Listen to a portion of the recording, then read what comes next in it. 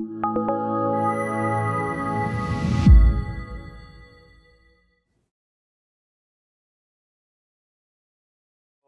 see what happens. I've never used an iPad before to present, but I thought I'd travel light this time, so this is as light as I can make it. So yeah, I'm Jon Dron.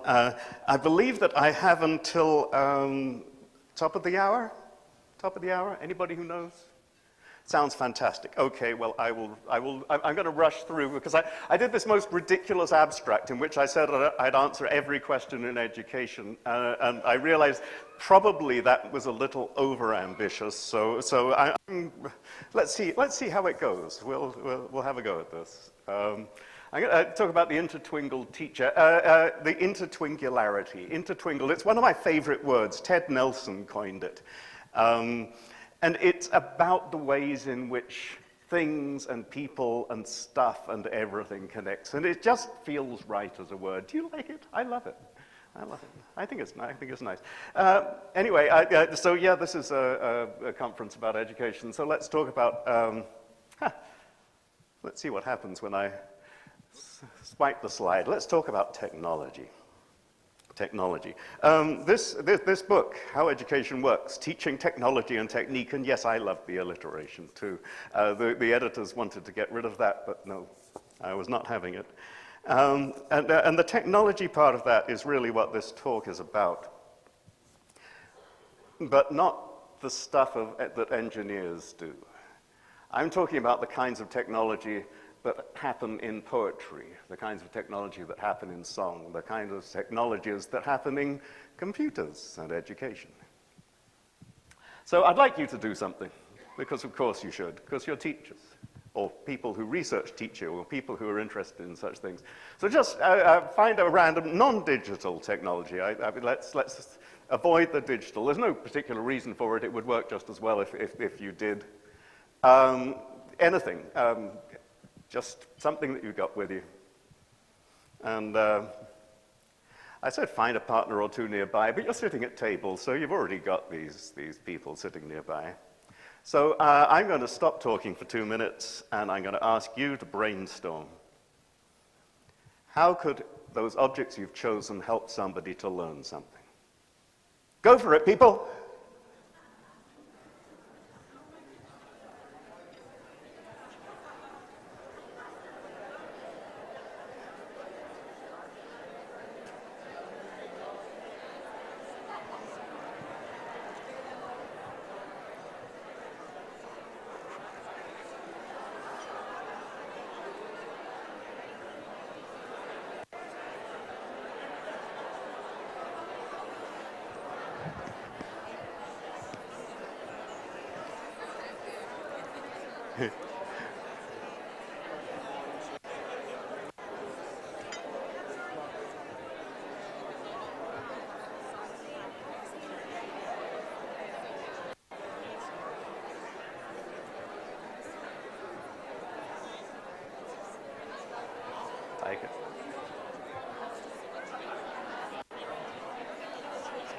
I see lots of pieces of paper.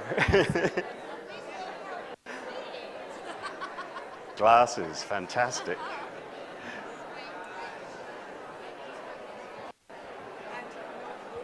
A pen, of course.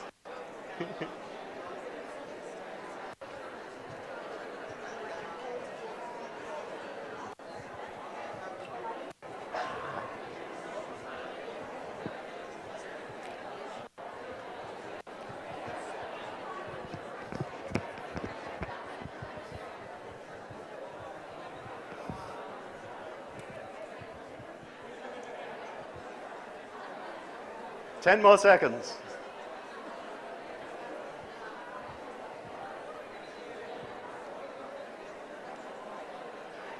Okay, folks.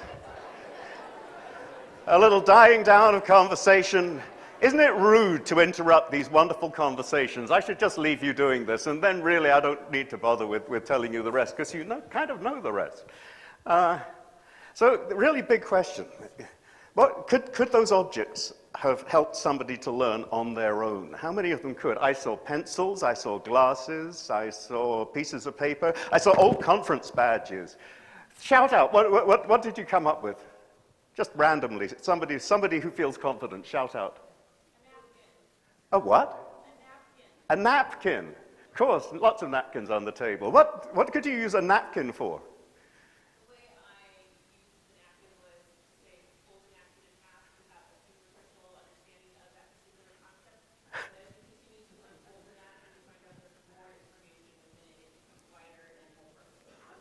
Beautiful metaphors. So as you unfold the napkin, you discover more, you find out more, and so on and so on. But the object, that napkin wasn't going to do that on its own. There was something really important that you added to make that happen. And what you added was the technique, was the way in which you were using it. And the technology was not the napkin. The technology was the combination of the napkin and what you were doing with it. And this is fairly critical, because we have a bit of a tendency to talk about technologies as being things, napkins, ukuleles, books. Hey, you can download it for free, it's great.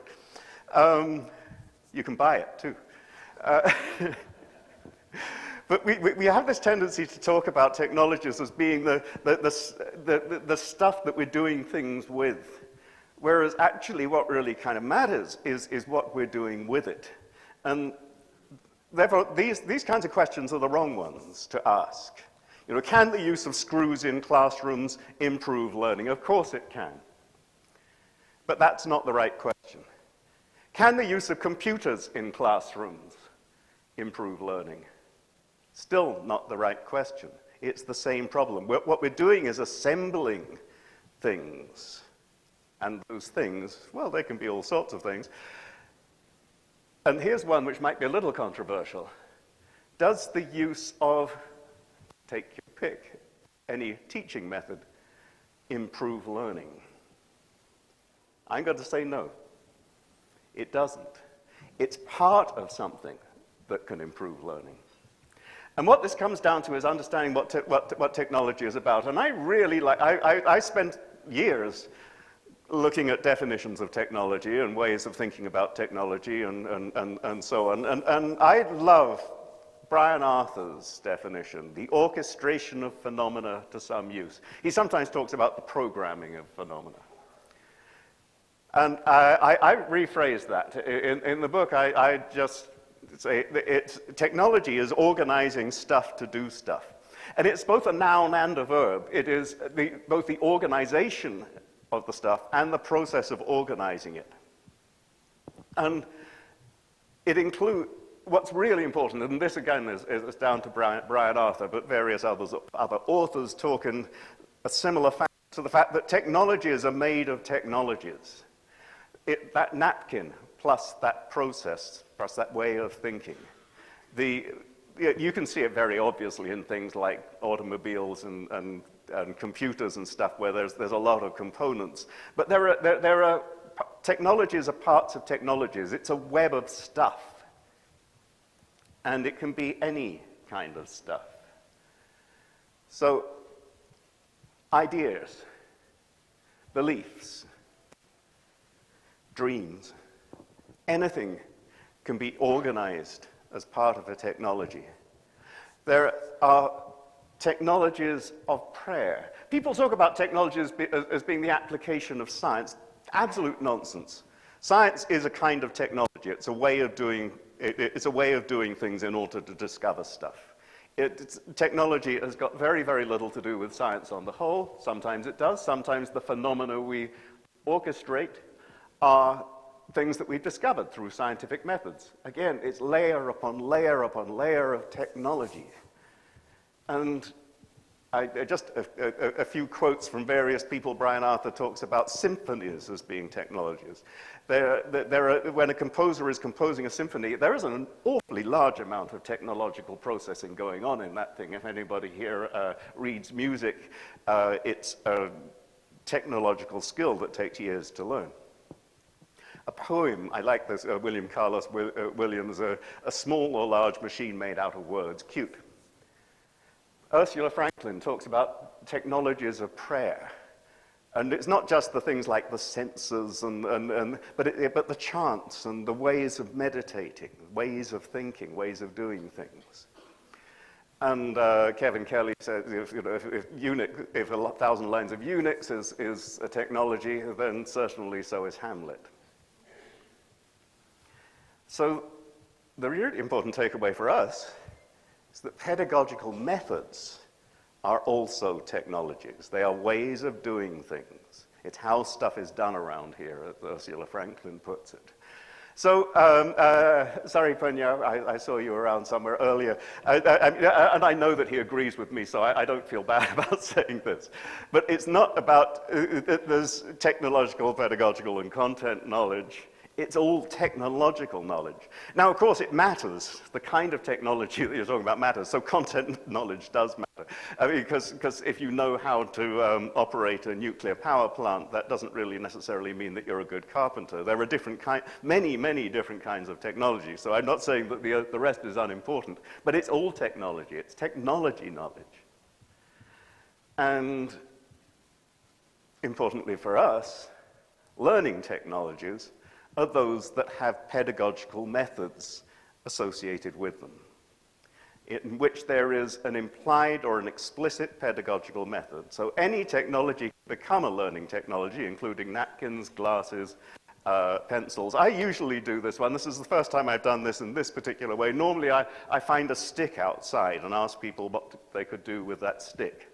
Because I mean, the stick obviously isn't a technology in any way, but it can become one. It can become a pointer. It can become a thing for scratching your back, a thing for demonstrating a physical principle, et cetera, et cetera, et cetera. But again, it's the pedagogical methods we add that make it a technology. And like all technologies, pedagogies don't stand alone. There is no such thing as a naked pedagogy. You know, what is the pedagogy you're using? You're talking about not just the methods you're using, but what you're assembling with those methods. Really, really, really kind of important. So we're all learning technologists. It's difficult to say when it's early in the morning and you're feeling nervous. And not only that, we are all part technology. And technologies are all part us. We've seen how technologies are part us, that we add our own orchestrations, that we assemble things with the technique, as I will talk about. But also, we have the cognitive gadgets, which Hayes uses this term, I rather like it. When you're doing mental arithmetic, you're using a technology. And where is it? It's not a physical thing. Hey, hi. Oh, sorry. So we're not just users of technologies, we're participants in them. And we participate through technique. Technique is what we do with what has been done. And it's a technology that's instantiated by a human being. That's how I'm using the term technique. There are other definitions. You can agree or disagree, but what's important about it is that there are different ways in which we can participate in technologies. And there's hard technique, in which we are parts of the orchestration. If I look at my watch to see what the time is, oh my Lord, that's running late. If I interpret the hands of my watch creatively, that would be a very bad idea. I have to be part of the technology. I have to be part of its orchestration, the orchestration of the technology of timekeeping. These are things that must be done correctly. If I'm writing with a pen, then the letters have to be recognizable up to a certain point. Otherwise, there's really no point. Of course, I can do it in very creative ways, and when I write my name, I have never written it in the same way ever in my whole past. And when you do something with a technology, nobody has ever done that before, ever, in the history of the universe. That's the soft technique. That's where we are the orchestrators. This is where the creative stuff comes in. This is the stuff that can be done well, but not necessarily correctly. I mean, when Leonardo was painting the Mona Lisa, I'm pretty sure that he didn't think, yeah, that's perfect. I mean, probably that's great. Really like that. I'm so proud. But there's no point at which we can say that something that with soft technique could not be done better. It can be done well. It can be done badly. And it's sort of the hard technique is necessary. It's part of what we need in order to do the soft stuff. Again, technologies don't stand alone. It's an assembly of stuff. But the stuff that I think kind of matters more is usually the soft technique. But both are absolutely essential. Let's have some music. I don't know whether this will work. Let's find out. No, it doesn't really. Anyway, that's Jimmy Lunsford singing "Take What You Do, It's the Way That You Do It." I'm glad he stopped. It's a wonderful song, and maybe if we have time, we'll sing it later. Take what you do, it's the way that you do it. That's what gets results. This is the thing that matters. It is, you have to do some things correctly. It's important. But what we add to it is the stuff that makes it really interesting. And for example, have you ever seen anybody teach badly, but notice that the students are learning well? It can happen. Something is being added. I coached a colleague of mine, a lovely fellow, for his national teaching fellowship many, many years ago. And he did his statement of relevance. And it was horrible. It was everything that I think most of us would think, no, don't do that. You know, it was sort of full frontal lectures. It was a lot of stop the students and give them unexpected quizzes. You know, get rid of the ones that aren't really doing it terribly well. Grade them. All of the things that I thought, no, this is awful. He was, of course, the best teacher that I'd ever come across. When you actually talked to the students, you actually talked to the colleagues, you found that what he was adding to this terribly rubbish method was a lot of passion, a lot of brilliance, a lot of loveliness. He was magnificent. He did chemistry stuff, and he'd sort of run across the stage, and things would explode. And his students absolutely loved him. He had office hours where it wasn't when he described his teaching method, it was horrible. But his students were coming by, and he was giving them the time they needed and helping them with the personal stuff they needed. That was the thing that was actually happening. What he described as his teaching method was only part of the assembly. And this is always true. I've spent the last year or so talking about generative AI, so I'm not going to talk about generative AI today, but here is a bonus aside.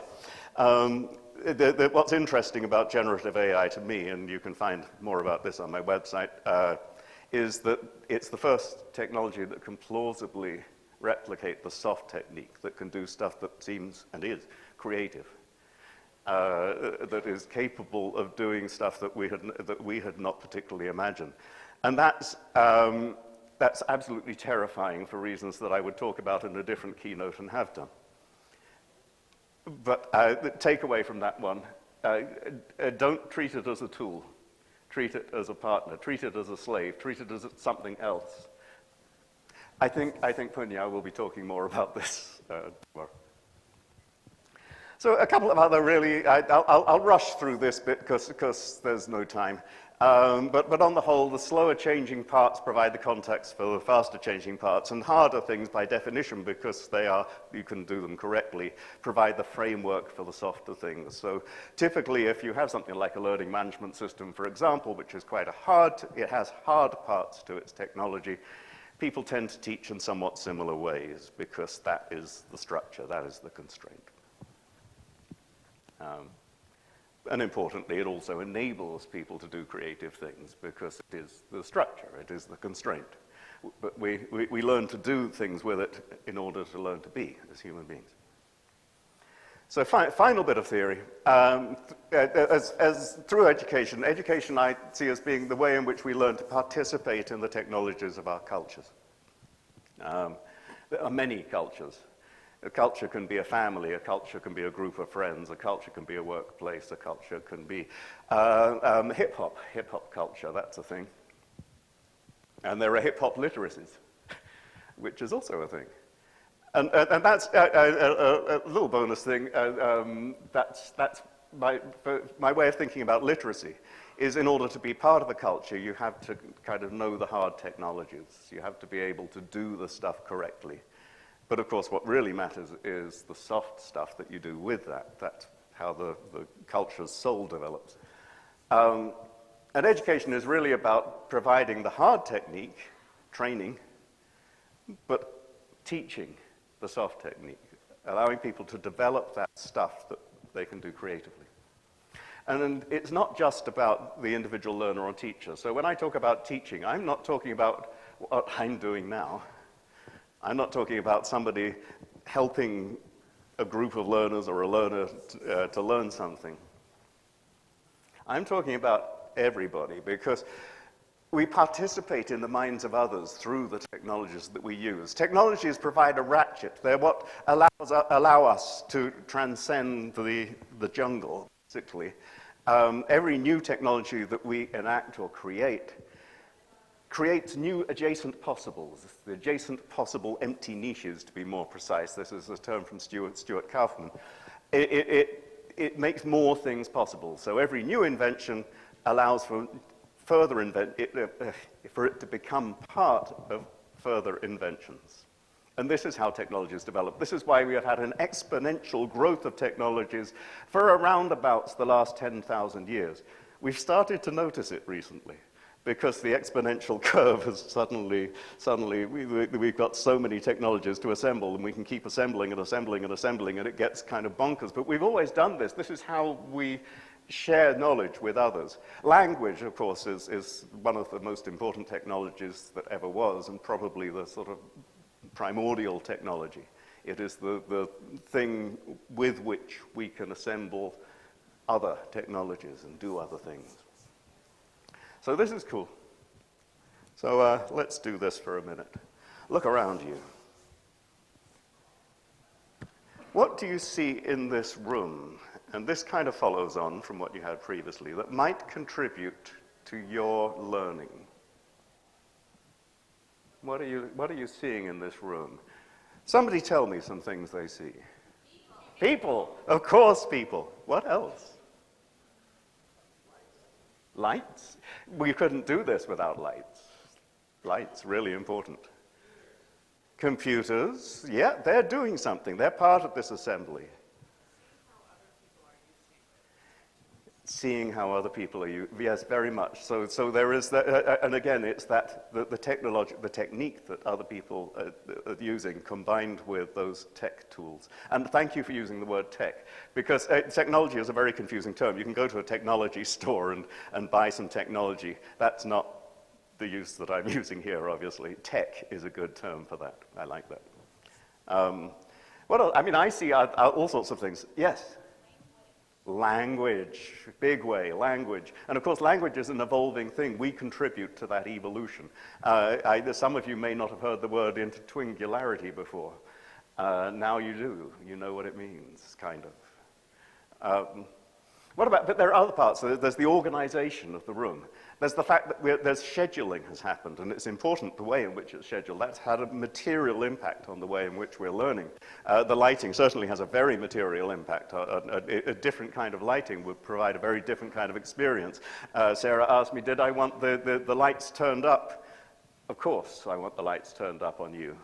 I don't want them turned on me. But it would be a different experience if they were. And so there is a sea of teachers, and they stretch back for millennia upon millennia, because we have learned ways of doing things from the teachers of the past, and they have learned from the teachers of the past, and it's all mediated through technological stuff that helps us to rise above what we could do alone. Let's have a look. We did this one. So we're all co-participants in this teaching process. Everybody is a teacher, and all of the things that people have created that are around us are part of this teaching gestalt.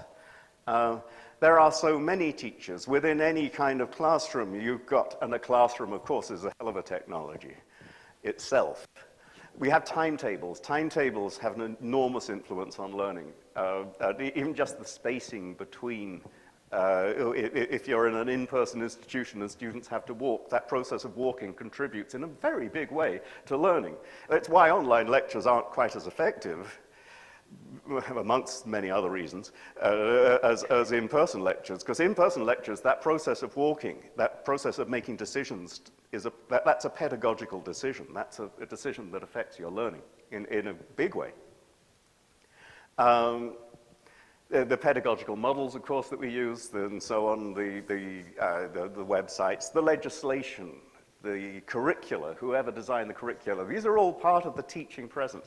It's massively, massively intertwingled. Okay, so I've sort of rushed through a little bit of the theory that you can find a great deal more of in here, and it's more fun, honestly, it's good. To explain a few things, like the fact that replication studies are remarkably rare in education. I think it's 0.0017% or thereabouts, and most of those are from the original authors doing the same thing again. And there are lots of reasons for this. One of the reasons is that the adjacent possibles created by all these technologies are unprestatable. We cannot know the possible number of ways that a napkin can be used in learning. It is potentially infinite because it can be assembled in potentially infinite ways. So if we've investigated the use of napkins in learning, it tells us nothing of any great value because we just have to come up with something else to do with it. And then, and of course people will, because there are millions of teachers. And of course the most important teacher of all is the learner, and that's going to be different every single time. It ain't what you do, it's the way that you do it, plus the way that everybody else does it. And there's softness in all of this. All of us are introducing our own parts. Our technique is becoming a part of this. So the teaching is not about a scientific process. There is a learning science, but there isn't a teaching science. And there shouldn't be, and there can't be, because we're always surfing the wave. Why is there no significant difference between online teaching and in-person teaching when you look at the outcomes as they are measured? I have rather bad feelings about the ways they're measured, but of course everybody is having a completely different experience. But the thing is, you're assembling so many other things that are so much more important than the modality that you're choosing. And you can do online learning well, and you can do in-person learning very badly. And the weird thing is, it's not about the method. In the same way that I could play somebody could play 3 chords on this ukulele, and it would sound absolutely heavenly. The amount of technique that I would add to this, I can play more than 3 chords, a little. And I'm worse than they are. The things that matter are not the things that we're measuring here. The online stuff, it doesn't matter. Same sort of issue with being taught habits. Some of you may know these as learning styles. If we're teaching to learning styles, obviously I hope everybody here knows that that makes no sense. I see nods. Does anybody say, what? I've never heard this. Because actually 90-something% of teachers actually believe that you should teach to learning styles and that people have them. I mean, what they are is we've learned ways of learning. If a pedagogical method is a way of learning, we have learned ways of learning, and they've been constantly reinforced throughout our lives. We probably learned it fairly early on. And really, if we're wanting to do our job as teachers, we should be teaching people different ways of learning, because that's the thing that we're teaching. We're teaching how to learn. We're not teaching the stuff. That's transient. We're teaching ways of learning. And of course, it's unresearchable for the same reasons that the no significant difference thing it comes about. It was because so many other things.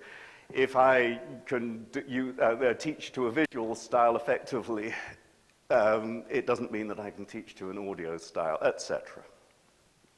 So, too many things. The 2 sigma problem.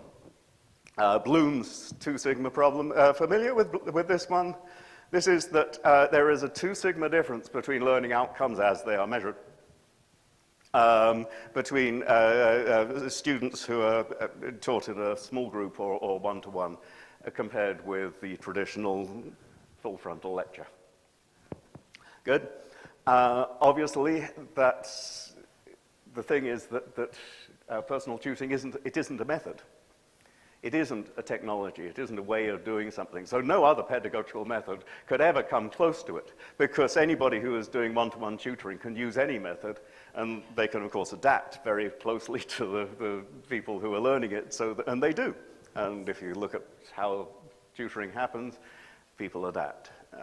So the 2 sigma problem is simply because you're trying to compare one method with any method. It's not going to work. How's my time doing? Not too well.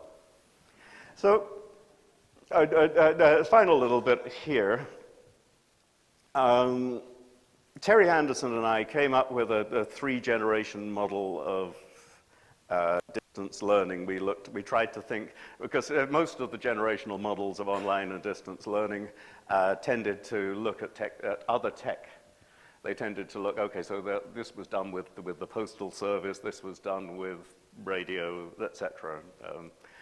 We didn't think that was a particularly sensible way. It made more sense to look at pedagogical methods as they were used. And we originally used different terms. We originally talked about behaviourist, cognitivist, which we now call the objectivist generation. This was where essentially the only way you could teach, because you didn't have two-way communication, was to try to think about what it was that you wanted to teach and how you would measure whether it had been achieved. So sort of cognitivist theories, behaviourist theories, very, very hard kind of pedagogical technology. Most of us really would rather prefer a subjectivist approach, the social constructivist kind of thing, where what we're thinking about is not what we want to teach, but how people are going to learn.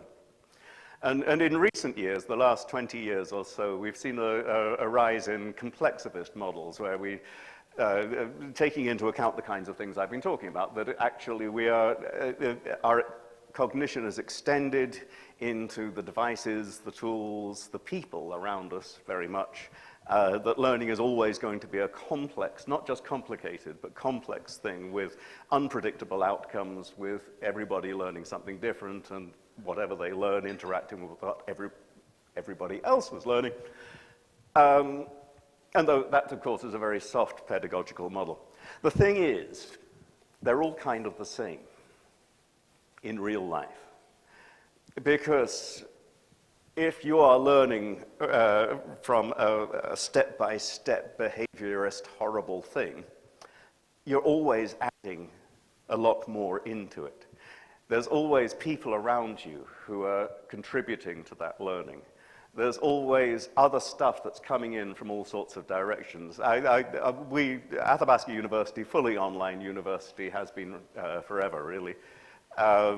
We have usually no idea about what our students are doing, but when we do look, we find that they're not doing what we tell them to do. And of course they're not, because that's not how it works. In real life, you know, we imagine that teaching is the method that we're using. Of course it isn't. It's the methods that everybody around them are using, and most importantly, the methods that the learners are using. And that tends to be, notably, social constructivist in its approach. People tend to talk with their friends, with their relatives. They tend to look at things and think, oh, that's what that was about. My wife's doing a psychology course at the moment, and she keeps spotting things that relate to what she has been learning in this very cognitivist sort of, you will learn this, we will measure that way. And of course, we live in this rich world where we're just surrounded by this sea of teachers. So when we're talking about the complexivist generation, pedagogy, connectivism, distributed cognition, that sort of thing, of course we're living in this world where we're learning from everybody else around us. And of course, if you're doing that, there are people who are saying things, who are trying to communicate stuff to you in a way that you will take in and understand. So even in the most open kind of complexivist model of learning, we're still doing objectivist stuff. So I'm not saying it's all the same. I mean, there are definite trends within each way of doing the learning and teaching thing. But all of this stuff has always been there. We just tend to focus on different things. So I'm heading towards the end. Methods and tools do matter for sure. But what matters more is how they're assembled, and the passion and the compassion and the creativity and the skill of the people who are doing it. And that is the thing that is absolutely the most important, which is take what you do, it's the way that you do it. So I'm going to do something I've never done. I'm going to drop my microphone. I've done that a few times. That's my rhythm section there. And now I'm going to drop the thing that's attached to my belt. Do we still have sound? We still have sound. And if I point this, we get some feedback. Are we good? So this is just, and if you would like to join in, which you can do, the important words to remember are taint what you do. So when we get to the line, taint what you do, if you were to sing loudly, because not many people will, no, you will, honest. Sing. Let's get the key right. Taint what you do. So that's all you need to remember. Okay? Let's try this. I'm scared. Are you scared?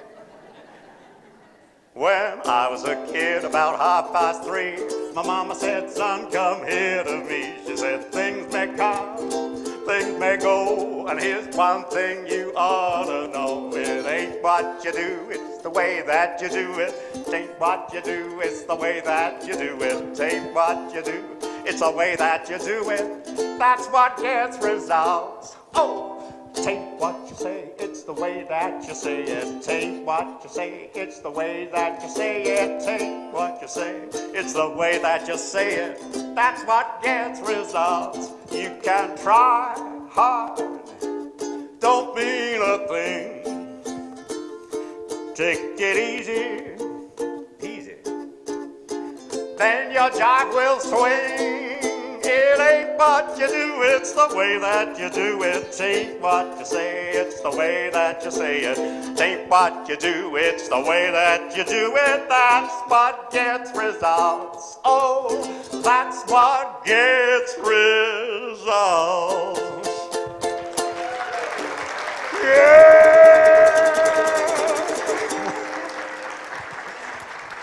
That was rubbish. Thank you very much indeed, people. I hope that you will join me